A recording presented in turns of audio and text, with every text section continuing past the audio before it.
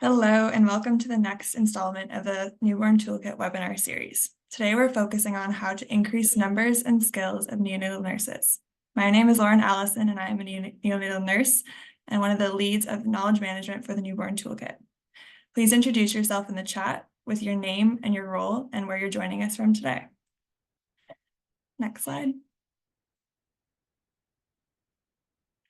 So the aim of the Newborn Toolkit series is to encourage collaborative learning for faster progress together for small and sick newborn care.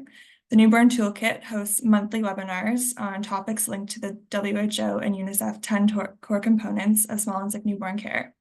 In 2023, we had over 28,000 unique users from 170 countries, and we're continuing to grow.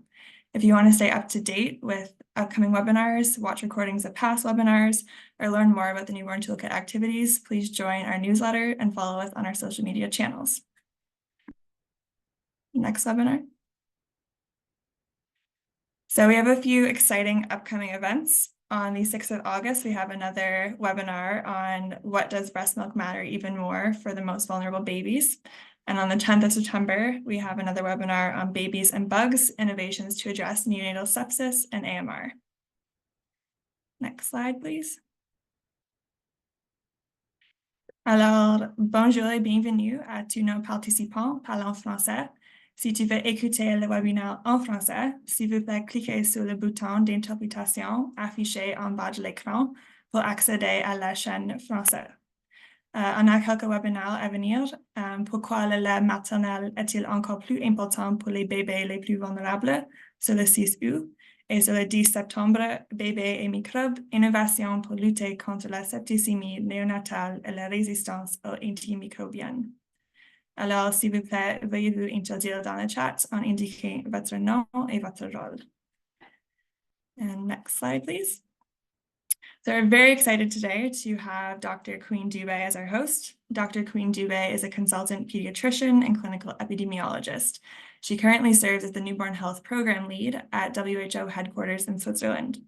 Previously, Dr. Dubé served as the Chief of Health Services for Malawi's Ministry of Health and was the head of the Department of Pediatrics and Child Health at Queen Elizabeth Central Hospital, the largest tertiary hospital in Malawi. Dr. Dubé has worked with the Ministry of Health, Saving Newborn Lives, WHO, Pediatrics and Child Health Association in Malawi, and UNICEF to improve the quality of newborn care in district hospitals. So we're very excited to have her here today, and she will be our host for today's webinar. So without further ado, I will pass it over to Dr. Dubé. Thank you. Thank you very much, Lauren, and thank you, colleagues, for joining the webinar today. We're really discussing a very, very, very important subject on neonatal nursing. I'm preaching to the already converted. We know that we've stagnated in as far as progress for neonatal mortality is concerned. The same with stillbirths, but also maternal mortality. And we know that you know, and unless we do things differently, it will be difficult for us to achieve the SDG targets for neonatal mortality rates, but also maternal mortality rates. We actually know what needs to be done. The biggest question has always been how. And today, this afternoon, this morning, depending on where you are joining from on the globe, we will be discussing a very, very, very important component, and this is a health workforce piece. Lauren did make mention of the 10 components that are really crucial for us in scaling up small and sick newborn care. As you know, INAP target number 4 talks about at least 80% of our districts having at least one level 2 care unit. And really critical to a level 2 care unit, aside from devices, the patients themselves, is actually the health worker who is looking after them. And we know that where the burden is greatest in as far as neonatal deaths are concerned, we also have challenges with the health workforce piece. And as WHO, we are really, really, really pushing forward the neonatal nursing agenda. We've been working on developing norms and standards for the health workforce piece for small and sick newborn care. So really, really excited to be moderating the session today. We have several esteemed speakers who know this subject really, really well, and I hope it will stimulate discussions. It will stimulate each one of us to really push forward in our various avenues, the neonatal nursing agenda. So to kick us off is the godmother for neonatal nursing.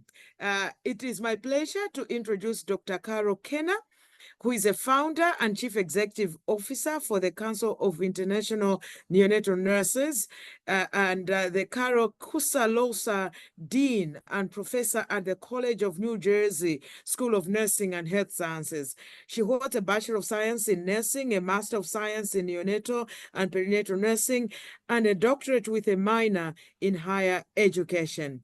Let me invite Carol to the scene and just to kick off the discussion this afternoon. Carol. Thank you so much, Queen. I really am honored to be a part of this and to talk about the state of the world's neonatal nursing workforce. Next slide, please. I have no conflicts of interest to declare. Next. So, as Queen said, I think we're all talking to the converted, but these numbers are really scary to all of us, I think, that are in healthcare, no matter whether you're in neonatal or any part of healthcare globally these days. Approximately 27 million men and women make up the global nursing and midwifery workforce. This accounts for 50% of the global health workforce. And the reason that I say that some of the slides are scary is we all know that there is a severe shortage of nurses globally. If we account for 50% of the workforce, that means that we are the real frontline workers, along certainly with our physician and doctor colleagues and others, midwives. But the reality is that we're there at the bedside more than any other health professional. We're there in the community more than any other health professional, oftentimes. Next slide, please. This just shows the density of personnel per 10,000 population. This was done in 2018, and I would love to tell you that the data are a lot better now, but really they're not. So those red areas and those more, on my screen at least, it looks like more orange or a different lighter red, depending on your screen, shows the areas that have the least number of nursing personnel per population. So keep this in mind as we go through and talk about mortality rates. Next slide, please. Dr. Howard Catton is a nurse and has been a very big proponent, especially in the last 2 years, of stressing the dire consequences if the global demand for nurses continues to far outstrip the supply. He's pointed out on numerous occasions, including our most recent COIN conference in Denmark in May, that we need to pay attention to the fact that we not only have nurses retiring, but after the pandemic in particular, that nurses were leaving the profession, as well as faculty, that faculty that can teach nurses are leaving the profession, and that we must pay attention to that if we're going to turn this situation around. Next slide, please. These are a few of the papers and blogs that have been published recently by the International Council of Nurses, and COIN is an affiliate member and has been for a number of years with this organization. The first one is one that was just released in May, and it talks about the economic impact that nursing and healthcare has on an economy. This isn't something that most of us talk about, but the reality is that health professionals, nurses in particular, contribute to the stability of any country's economy. Because why? Healthcare and the health of the society is extremely important. And for those of us that take care of small and sick newborns, we're saving the next generation of the society. So we contribute to the economy, but we often don't talk about that contribution. We talk about our care. We talk about how we care for patients and families, for babies, but we don't talk about the impact on society. And the ICN is saying we must pay attention to that. In a blog that was published along with the white paper, Catton again said, it's essential to have long-term investment in nursing to create more jobs, improve their education, consistent education, and improve leadership skills, expanding their clinical skills and their expertise. The white paper also calls for governments to invest in growth and sustainability of this sector and to lay the groundwork for a future where caregiving is elevated to its rightful status as a cornerstone of social and economic progress. Next slide, please. Again, if you think back on the first slide that I showed with density about per population, this, if you would overlay it, is not a surprise that the under 5 mortality rate, again, that neonatal mortality rate by country and area that was presented in 2021. The density slide I showed earlier was from 2018, but the red overlaps would be similar. About 47% of the under 5 mortality rate is due to neonatal deaths. And this is important. So again, not a surprise that the mortality rates are the worst in the global areas where the density of professionals is less, of nurses. Next slide, please. So what are the nursing stats? Well, projected needs based on nursing shortage is about 5.7 million, primarily, again, in those areas that were shown on both graphs, the African continent, Southeast Asia, and the Eastern Mediterranean. In the US, we also are experiencing nursing shortage. It reports that about 193 positions annually will have to be filled for the next 10 years to meet healthcare needs. And this is an increase that is needed about 6% a year. And this is really difficult considering, again, there's a faculty shortage in the United States, so there's less people to help with the training, which means that at colleges and universities, we can't accept as many students as we would like to, even though that they're highly qualified. Next slide, please. So I've talked about nursing and midwifery statistics in the beginning, but how many neonatal nurses are there? Who knows? The reason who knows is because what is a neonatal nurse? There is no consistent definition about who is a neonatal nurse. Who is that person that provides the care to the small and sick newborn and family?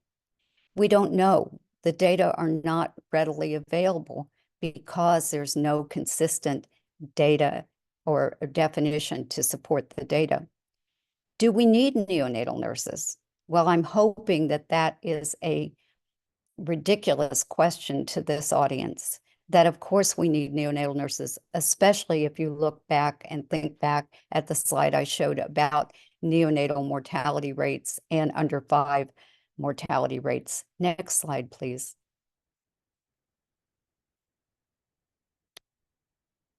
This report, Born Too Soon, that Dr. Joy Long, Professor Karen Walker, and many others that are on this call were a part of, was released in May of 2023. And again, it was a clear message at the meeting of the launch that every 2 seconds, a baby is born too soon. Every 40 seconds, one of these babies dies. And that in 2020, 13.4 million babies were born too soon. And the other key is the red message. 80% of these neonatal deaths are preventable. And neonatal nurses, trained and skilled neonatal nurses, are key to changing those statistics. Just this week, there was a report in the US that said our prematurity rate has risen this year. Again, concerns about this as linked to the nursing shortage and the skills and knowledge of the workforce. Next slide, please. The impact of nursing staffing on reducing infant and neonatal and perinatal mortality rates was presented in 2020. And again, this particular report showed that there were significant associations between staffing and the infant, the neonatal, and the perinatal mortality. But an increase of 1% in the staffing, a better staffing ratio of nurses to patients, could and would reduce each of those mortality rates by about 1%. So 0.98, 0.97, 0.96 respectively. A higher proportion of nurses, or the density per 1,000 population, is associated with lower newborn mortality rates. And this is not unusual. In 2007, when COIN was there for a meeting, the Council of International Neonatal Nurses, I ran a forum early in the morning, and the room was filled, and nurses were very outspoken about the fact that in a level 2 nursery, according to WHO leveling, that they had 75-to-1 ratio. That was 2007. This last year, many of us within COIN were in units that reported that still beds of about 100 beds in a level 2-3 NICU had maybe 4 nurses and 2 neonatologists. How much care can you give under those circumstances? Because those babies are not necessarily stable. How much time can we spend with families under those conditions? And what is the cost in terms of morbidity and mortality in this population? Next slide, please. Here's another listing of studies that have been done looking at missed care, meaning that care that should have been given during a shift, but wasn't necessarily given. Caring for greater than 3 babies, and again, we're talking usually about a level 3 nursery here, were 2.51 times more likely to report missed care during the shift. If that's true of greater than 3 babies, what happens when we get to 20 and 30 and more babies per person? Miscare and is also associated with higher odds of infection rates and LOS, or lengths of stay in our hospitals. Miscare is associated with the intention to leave. Nurses are not usually driven just by money and salary or educational levels that they achieve. They're driven out of their units or out of the profession in general because they can't provide the quality care, provide the care that they were trained to their population. They're burned out. Feelings of burnout on nearly half of the shifts, 44%, higher levels of workload during a shift were associated with this burnout symptom. Again, it got extremely bad globally after the pandemic. We still have not recovered in terms of our staffing ratios in many units, or the fact of our high turnover rate in nursing. Our nurses sometimes don't even stay the first year out of nursing school into their first position, and many of them leave the profession. NICUs have the greatest vacancy rates in the UK. These were studies, and in Germany and in other areas. Again, the intensive care units and the intensiveness of our care adds and contributes to stress, and stress adds to the vacancy rates, the leaving, the not feeling that you are empowered to provide the care that you want and know your patients, your babies and your families need. Evidence on the association of staffing and critical deterioration rates in the PEDS, ICU, and the NICU is limited. We need more data to support this evidence if we're going to change the staffing ratios. And there's a lack of standardization in the measurement of miscare, especially in low and middle income countries. Next slide, please. Dr. David Gahara has been presenting his research from the London School of Hygiene and Tropical Medicine, tracking nursing workforce ratios in the newborn units. And he's given insights for routine staffing and workload. The average nurse and patient ratios, he's found that on day shift, it may be 1 to 20 patients. On nights, it may be 1 to 25. That constitutes 36 minutes per patient per 12-hour day shift and 29 minutes per patient on the night shift. Do you think that's adequate to care for our babies and families? I don't. Next slide, please. Staffing and acuity levels. A challenge when we talk about staffing, and again, we made some mistakes in the United States years ago in trying to mandate certain staffing ratios. There has to be standards, don't misunderstand me, but we made some mistakes of not having good measurement for what's the acuity level of the patient population. So a challenge with staffing is that it generally does not consider acuity level of the newborns, just as David Gahara presented. He says about the difference in staffing ratio on nights versus days. But we also need to talk, and I know that this is part of his ongoing research, about how acutely ill is the population. If you have a number of babies on oxygen and ventilators or IVs, that's very different than you have more stable babies. So that acuity level must be considered. One staffing ratio does not fit all situations. Next slide, please.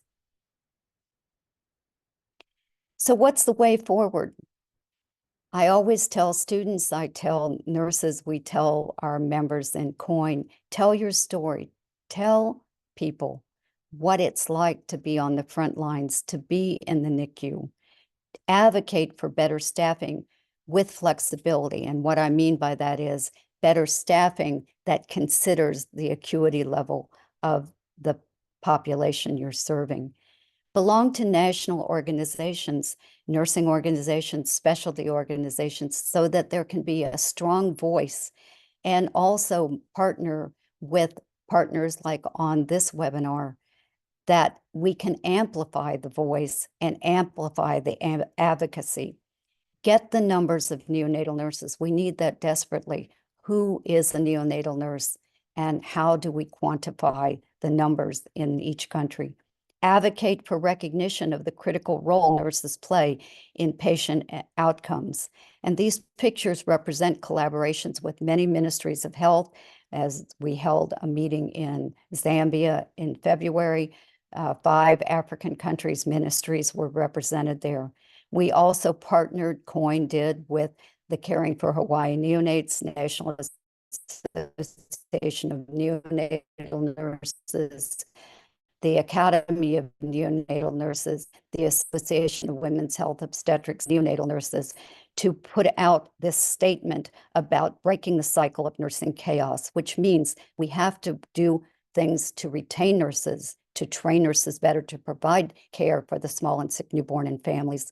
But we also have to work at changing the workplace environment in order to keep nurses that feel they can provide the care that they were trained and want to do.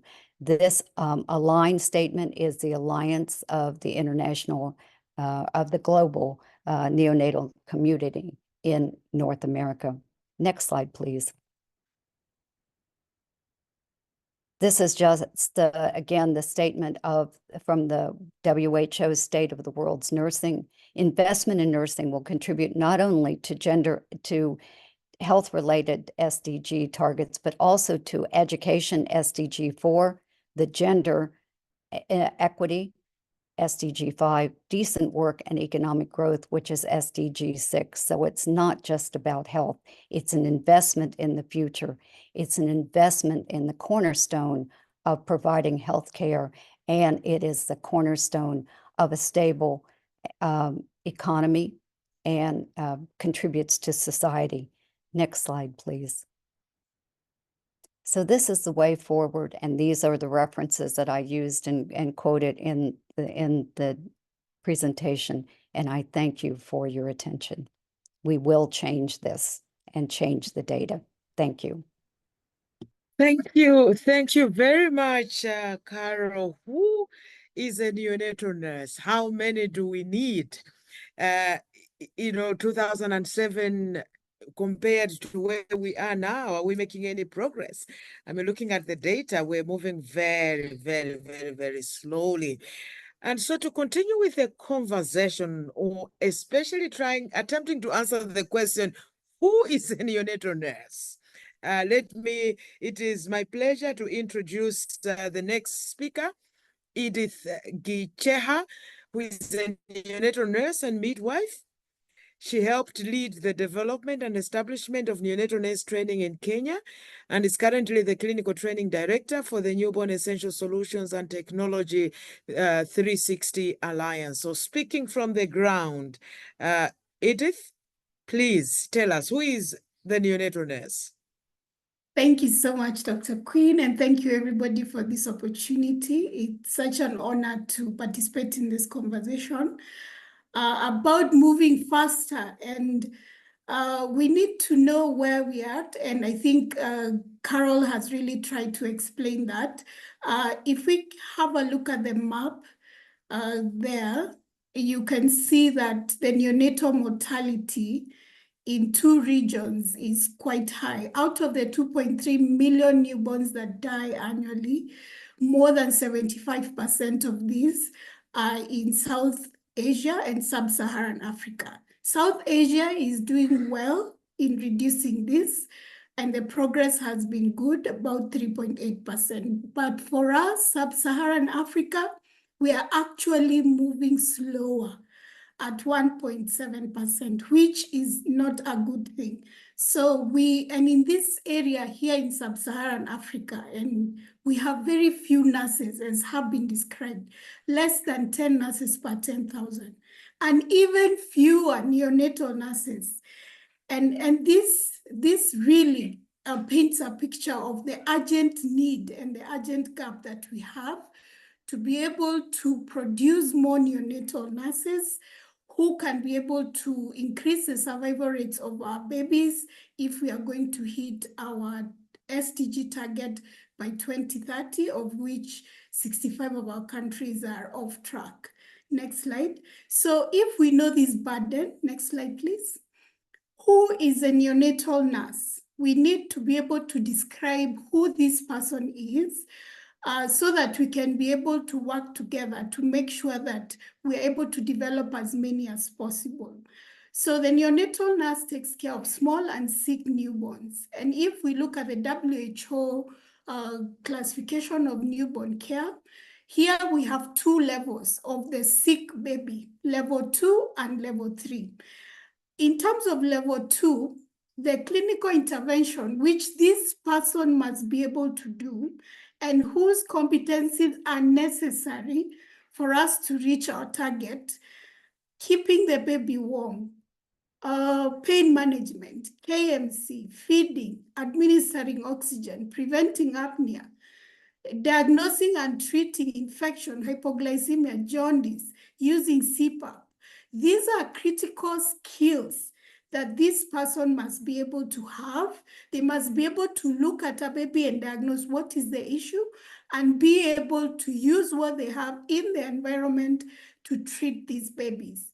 On top of this, as you've heard Carol say, one of the way forward is to let everybody advocate.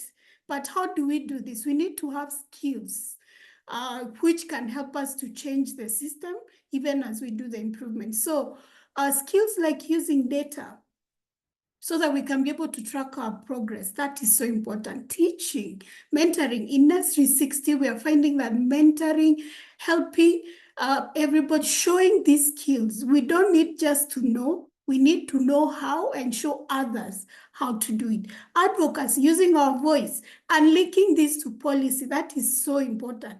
Using innovation and research, and not just doing research, but using it to be able to improve our care. So at the minimum, the neonatal nurse should be able to have these skills to be able to help us reach our goal. Next slide, please. For us to go beyond the SDG target, this neonatal nurse must also have extra skills that will be useful in the intensive care unit. Parenteral nutrition, mechanical ventilation, surfactant administration, supporting pediatric surgery, genetic services. All these are skills that they require to have, and we need to create environments and schools where these neonatal nurses can be able to acquire these skills going forward. Next slide, please. So now that we know what is required, we have proposed pathways in which we feel if we use this, we'll be able to create neonatal nurses that are competent and are confident. And we have different pathways which will lead both to career growth and also to the improvement of the newborn care. The first one is bedside or courtside in-service short formal trainings. We have the post-basic diploma or even degree trainings, which are usually away from the unit and usually take 1 year. Then we have the master's level, and I like the comments that have been put. We really need faculty, and here post-basic training, master's, which is more than 1 year, is really necessary. So given the urgency for neonatal nurses to meet and go beyond the target by 2030, it is very important for us to move fast now to increase these numbers and the skills, especially for the pathway 1 and pathway 2. Next slide, please.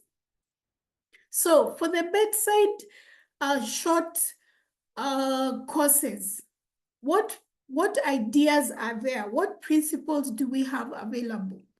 So this has been proposed that these short courses should be for nurses who are currently working in the unit and are willing to stay in the neonatal unit. They should be short duration, maximum of 12 weeks, and they should be focused on standardized level 2 care competencies.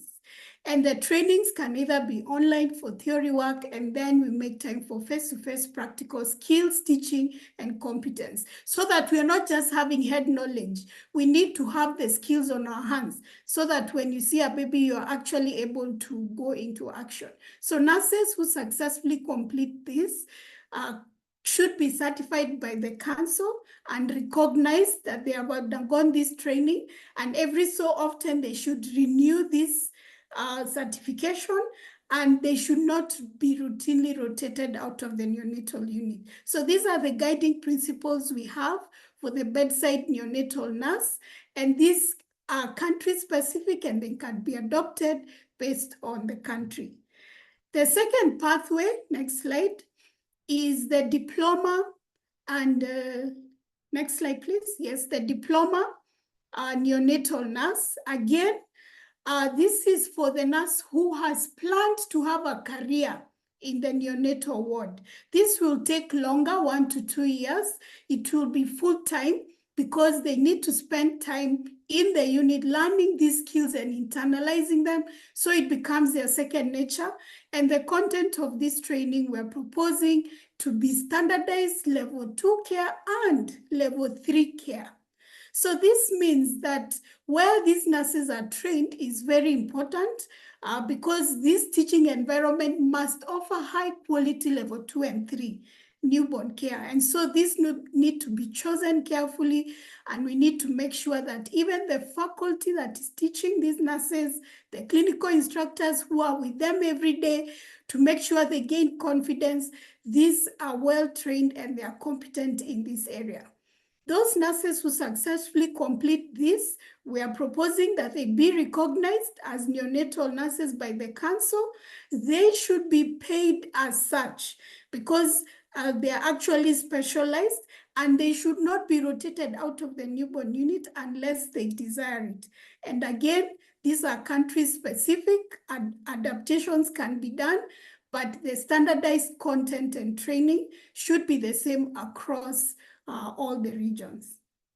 The final pathway is a master's level, and we are all aware that we actually do need faculty, and this is an opportunity to be able to build that pool of faculty. So these are nurses who have planned to have a career in the neonatal ward. It can take 2 years full-time academic course here, or we can have a hybrid fellowship like what the Hexacon is offering, where we have you learn online and then you go and practice in a level 2 and 3 unit where you're able to acquire the skills and knowledge. And so if a nurse chooses to take the academic route, they can take that route, or if they want to take the clinical route, they can do the fellowship way. So again, the content here, standardized level 2 and 3 care competencies, and here we are including research, we're including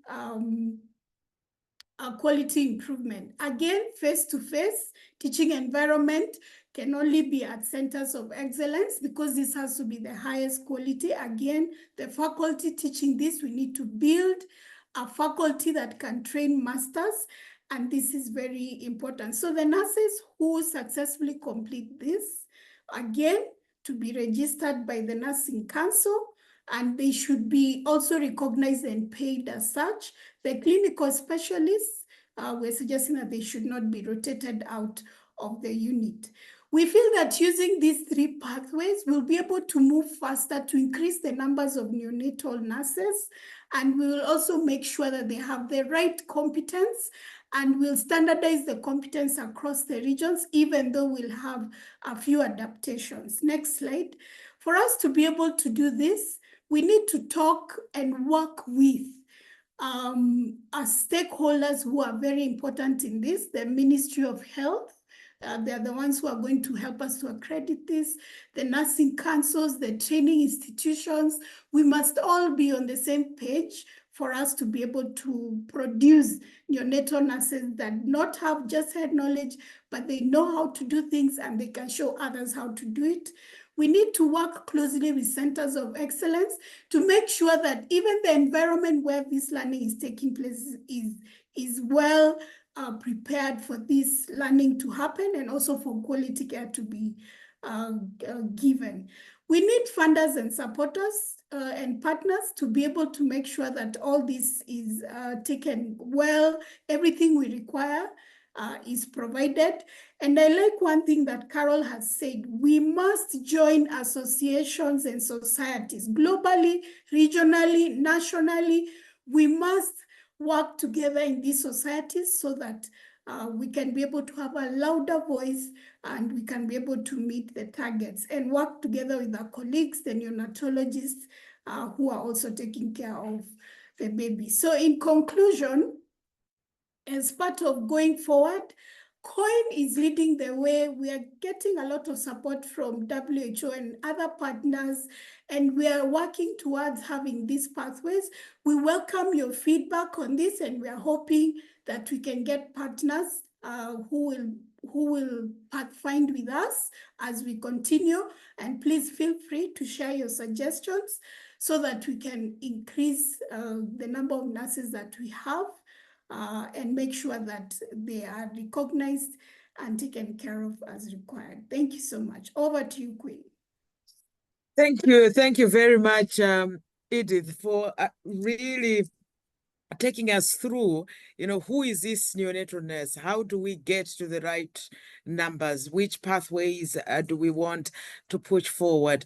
I just really wanted to emphasize that even though in the webinar today, our focus is on neonatal nurses, we need to remember that for us to actually provide good quality care for the newborns, we need to bring on board everybody else, our obstetricians, the midwives, the pediatric nurses, the general nurses, everybody else who is playing a role in providing care for the small and sick newborn. We all need to be on the same page. So you've heard from the two previous speakers time and again, them making reference to coin. Coin is doing this, coin. Who is coin, you know? So it's my pleasure to actually introduce the current president of the Council of International Neonatal Nurses, Professor Karen Walker, who's very passionate about promoting quality care for the small and sick newborn through advocating for neonatal nurses, strengthening the health workforce, and interdisciplinary collaboration. She's committed to promoting parents as partners in health and ensuring health policy focuses and supports disadvantaged and vulnerable populations. Let me invite Prof. Karen Walker to give us her thoughts, reflections on this subject for today and what the role of COIN is within the neonatal nursing agenda. Thank you very much, Karen. Queen. Welcome, colleagues. I think what you said, Queen, is completely true, and it takes all of us to look after the small and sick newborn, and of course, starting with the families. So we said that it's not just about the numbers, but we need to invest in the cadre of neonatal nurses in our recruitment, our retention, and education. Next slide, please. So let me tell you a little bit about COIN. And for those of you who are not members of COIN, please join us. It's $1 to join from low and middle income countries and $2 from high income countries. We're not about making money, we're about collaborating and unifying neonatal nurses globally. So this is our website, and I'm just going to take you through a little bit of it.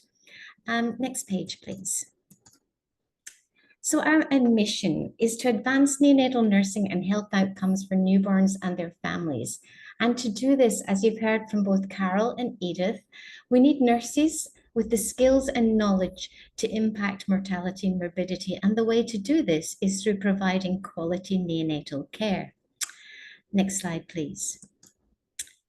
Now, our strategic goals in COIN, which we've just completed from our last strategic planning meeting, completely aligns with this webinar.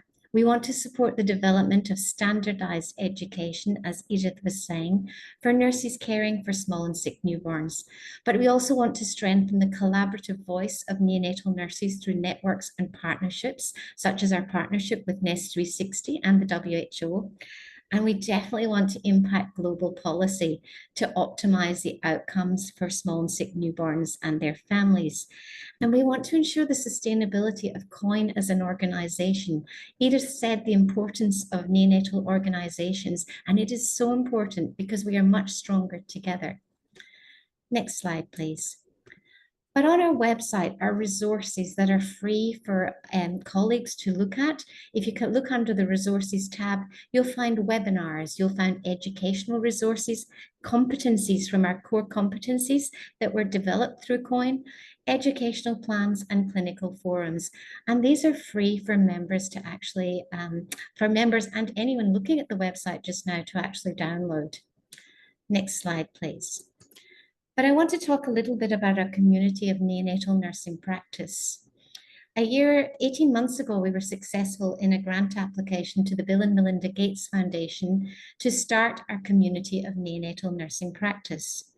Our focus countries were Ghana, Kenya, Nigeria, and Zambia.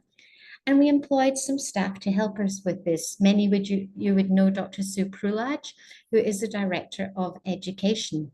We also employed a webmaster secretariat and recently some more education colleagues in Africa and a webmaster in Africa as well. Next slide, please. We had a soft launch of our community of neonatal nursing practice on International Neonatal Nurses Day last year, but this year we went in country. And the pictures you can see on the slide here are with our colleagues from Nest 360 who collaborated with us to launch the community of neonatal nursing practice. And this is with the Society of Neonatal Nurses of Kenya. And you can see the president there, their new chair of the society is also a COIN director. This was a very successful meeting, which also provided not only opportunities to collaborate and to network, but education. Next slide, please. We also went to Zambia and we launched the community of neonatal nursing practice there in collaboration with Newborn Support Zambia, and also with the new launch of the Neonatal Nurses Association of Zambia. And you can see us cutting the cake there to celebrate this, because one of our key roles of COIN is to strengthen neonatal nurse organizations within countries. This was again another successful collaboration with Chiesi Foundation this time, and with the colleagues in the ministry. But what is the community of practice? Next slide, please. Edith talked about some of the courses that were offered, and this is what has been developed through the neonatal community of practice. There's a neonatal orientation externship for new or current nurses or midwives working in neonatal units, and it's about 12 weeks of didactic lectures. Next slide, please. The post-diploma program is for neonatal nurses and can be offered for universities to nurses working in neonatal units. And all of the more information about these are available on the Community of Practice website. Next slide, please.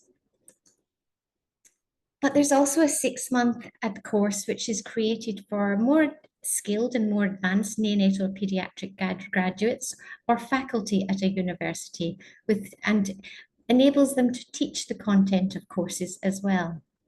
Next slide, please. And the next course is neonatal preceptor training, because of course it is important to have faculty who can preceptor new staff or students in the neonatal unit. And the final one, as Edith was saying, is if we're looking at pathways. Next slide, please.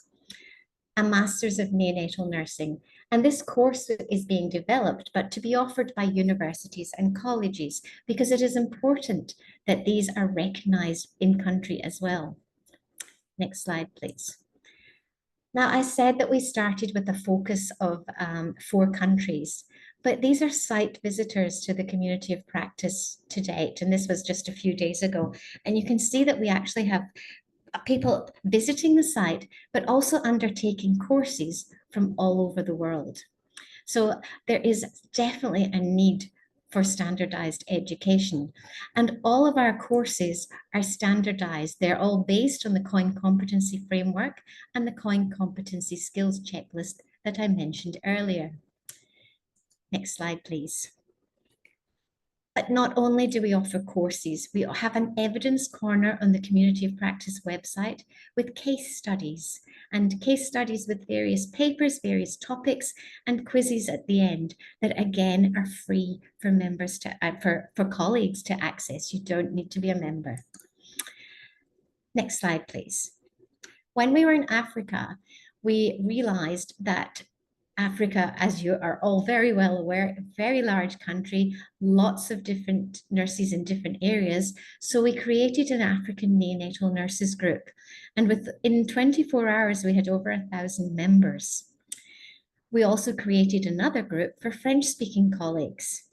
This allows us for many things. It allows us to provide a forum for education and collaboration and networking, but also for research.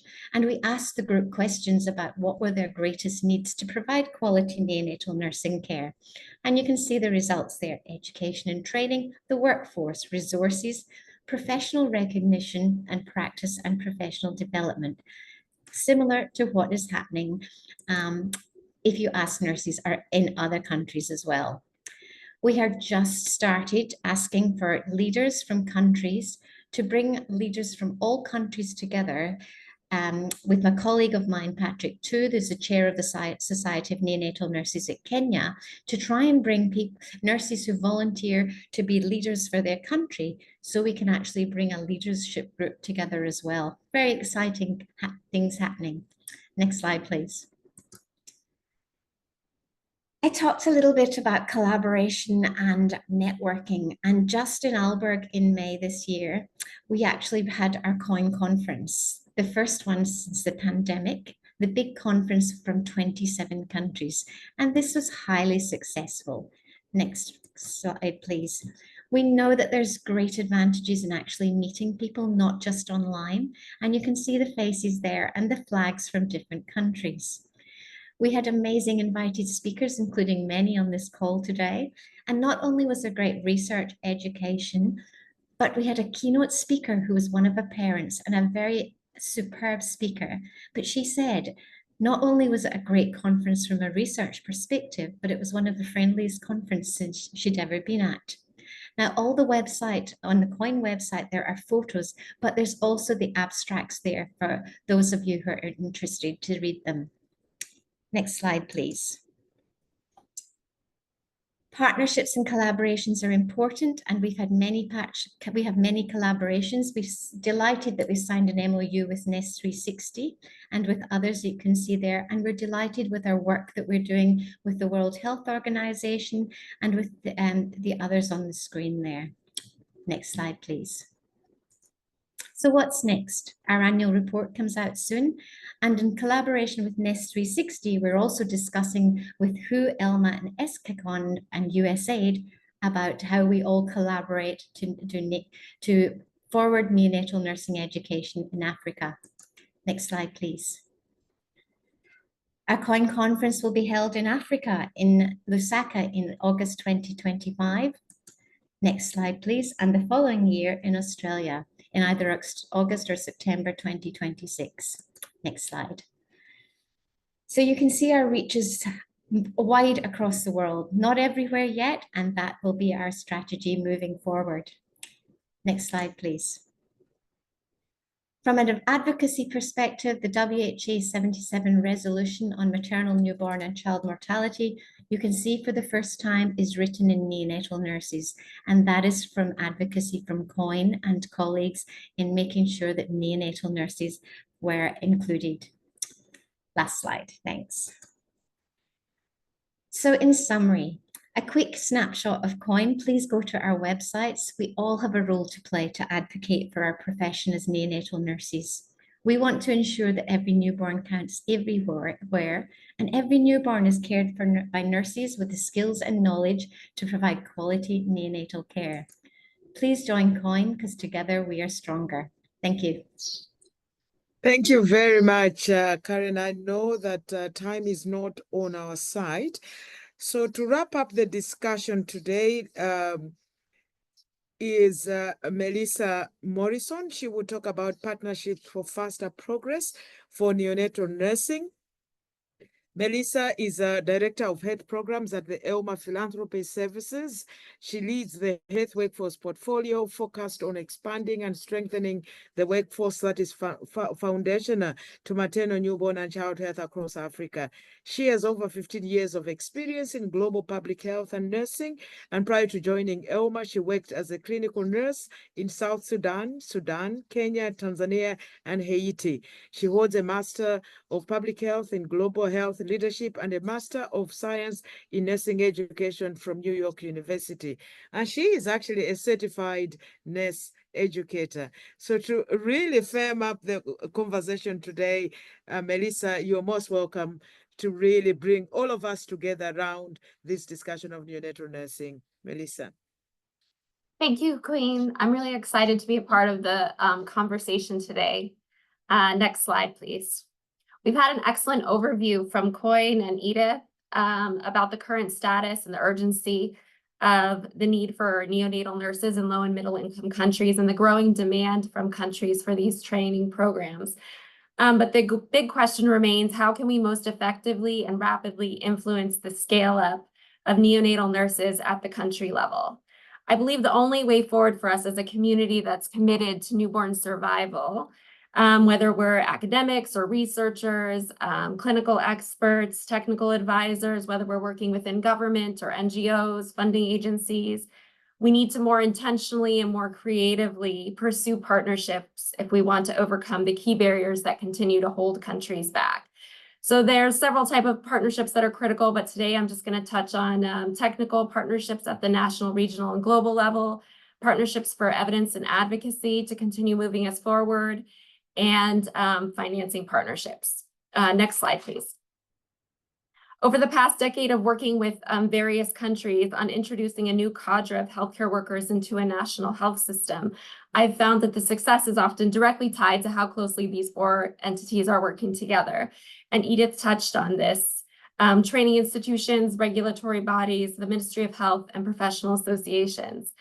Often we see that a clinical expert at the national teaching hospital or university level sees the need for a new cadre, develops a curriculum, they launch a new training program at the training institution, but then graduates are not able to translate into impact into the health system because maybe the training program wasn't accredited, or maybe there was no scope of practice defined for that position. Maybe there was no scheme of service within the public health system for them to be absorbed.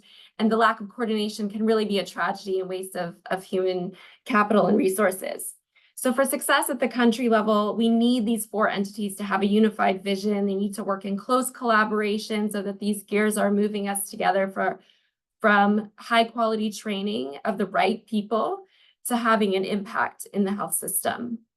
ENAP target 4, we have the global target that 80% of districts will be able to provide small and sick newborn care. The goal is not just to produce more neonatal nurses. I want us to remember that the goal is to change the system that provides care for small and sick newborns. So every country has not just the challenge of not enough neonatal nurses, but often a lot of them are clustered in the capital. So to meet the ENAP targets, we need decentralized, team-based small and sick newborn care, which requires a coordinated, comprehensive strategy and partnerships between all these stakeholders. We need systems thinking that goes beyond producing more graduates to how do we tackle challenges like strategic distribution, facility level policies prohibiting rotation, and an environment that supports rotation. So one example of how we're doing this systems level thinking in ALMA is we have an investment in NEST in Kenya, along with the Kenya Pediatric Fellowship Program that trains neonatologists and neonatal nurses. And the model also includes a grant to the Kenya Pediatric Association, which works with county governments for strategic selection of the trainees that will go train at training institutions. So looking at where we need small and sick newborn care, where are there already neonatologists, picking nurses from those sites that are committed to going back to practicing in those sites, where those facilities are committed to absorbing them back in, and then training them for team-based neonatal care. Next slide, please. As we think about global and regional partnerships, I just want to implore us to not reinvent the wheel. We're lucky to have the launch of the WHO roadmap of HR strategies for newborn care in low and middle income countries that was launched in 2020 and provides a menu of options for countries trying to find the most feasible and appropriate path forward. It's an amazing resource. And COIN has also presented all those resources. I implore you to look at their website and use those. But I think our biggest barrier to scaling up neonatal nurses is a lack of faculty. And I think we have to be creative about how we can develop regional training hubs in Africa. There's 3 countries that currently have a Master's of Neonatal Nursing program in Africa, in Zambia, Rwanda, and Ethiopia. And we need to see how we can support regional partnerships for them to train more faculty for the continent. We also need to be creative, thinking how we can work with our medical colleagues. I think at the African Neonatal Association, that has a membership of over 250 providers, to support curriculum development, faculty exchange, and interprofessional education. These are just some ideas, but I think we really need to, there's so much untapped potential in building on the global and regional resources that we have. Next slide, please. I know we're running short on time, so I'm not going to spend a lot of time on this, but I just want to say that as a donor, we struggle to find like-minded donors who are willing to invest in this space. More research needs to be done on the impact of neonatal nurses, the evidence of the cost effectiveness of specialized staff, staffing ratios, and the impact of rotation policies. We need an investment case for neonatal nursing, and we need to be more creative and politically savvy with our advocacy and linked to initiatives that have political momentum and attention, because we know that newborns don't have a voice and often get left behind in the conversation. Next slide, please.